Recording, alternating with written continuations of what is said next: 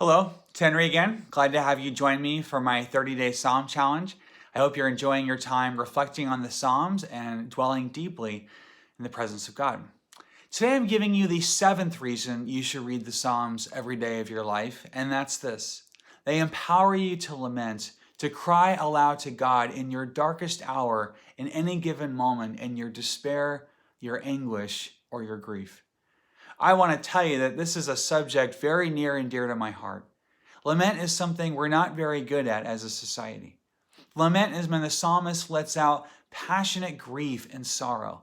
It's his telling to God, not all is right in the world. I'm not all right. And God, I really need you to know that I'm at a low place and I need your comfort and your support.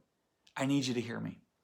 In Psalm 44, the psalmist says, "Rouse yourself, God. Why do you sleep, Lord? Why do you forget our affliction?" In fact, the 44th Psalm is a prime example of a typical lament in form.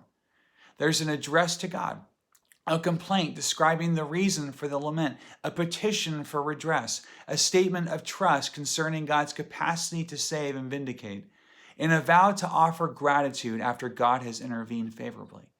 Not all of the literary structure is set in stone, and it is flexible, but nonetheless, this one captures most all the typical elements of a lament. The psalmist gives us permission to cry out to God, and here's the thing. God will never blush at your prayers. He'll honor them. He'll listen to them. He encourages and invites them. I tend to think as a society that we don't grieve as much as we should. We tend to feel we need to mask the emotions we bear. But that's not the tradition that we're called into. Our faith invites us into gut-level honesty and to express before God the injustices we felt in our life and in this world.